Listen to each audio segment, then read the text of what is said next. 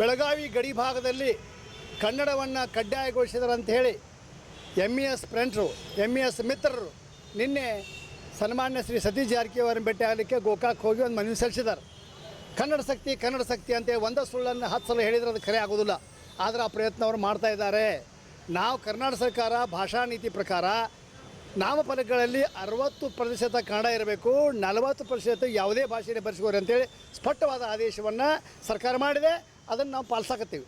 ಇತ್ತೀಚೆಗೆ ಕನ್ನಡ ಅಭಿವೃದ್ಧಿ ಪ್ರಾಧಿಕಾರ ಅಧ್ಯಕ್ಷರಾದಂಥ ಡಾಕ್ಟರ್ ಪುರುಷೋತ್ತಮ್ ಬಿಳಿಮೇಲೆ ಅವರು ಮಹಾನಗರ ಪಾಲಿಕೆ ಬಂದು ನಮ್ಮ ಜೊತೆ ಒಂದು ಮೀಟಿಂಗ್ ಮಾಡಿದ್ರು. ಅಧಿಕಾರಿಗಳಿಗೆ ಸ್ಪಷ್ಟ ಸೂಚನೆ ಕೊಟ್ಟಿದ್ದಾರೆ.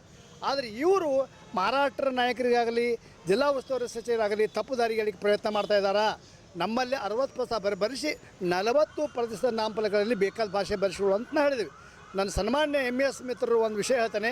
ಅವ್ರು ಮಹಾರಾಷ್ಟ್ರದ ಜತ್ ಅಕ್ಕಲಕೋಟ್ ಸೋಲಾಪುರಕ್ಕೆ ಹೋಗಿ ನೋಡ್ಬೇಕು. ಅಲ್ಲಿ 70%ಗಿಂತ ಹೆಚ್ಚು ಕನ್ನಡಿಗರಿದ್ರು ಸಹಿತ ನಾಮಫಲಕಗಳಲ್ಲಿ ಮರಾಠಿ ಬಿಟ್ಟು ಯಾವುದೇ ಬರೆಸ್ತಾ ಇಲ್ಲ, ಬರ್ಸೋಕ್ಕಲ್ಲಿ ಅವಕಾಶ ಇಲ್ಲ. ಅದು ಅಲ್ಲಿದು ಒಂದು ನೀತಿ, ಇಲ್ಲೂ ಒಂದು ನೀತಿ, ಇದು ಇಬ್ಬಗೆ ನೀತಿಯನ್ನು MES ಅವರು ಅನುಸರ್ತಾ ಇದ್ದಾರೆ. ಆದ್ದರಿಂದ ಈ ಸಂದರ್ಭದಲ್ಲಿ ನಾವು ಸ್ಪಷ್ಟ ಹೇಳ್ತಾನೆ, ಈ ಊರ ಸಲುವಾಗಿ ಬೆಳಗಾವಿ ಸಲುವಾಗಿ ಪ್ರತ್ಯೇಕ ಭಾಷಾ ನೀತಿ ಇರಲಿಕ್ಕೆ ಸಾಧ್ಯ ಇಲ್ಲ. ಅದನ್ನು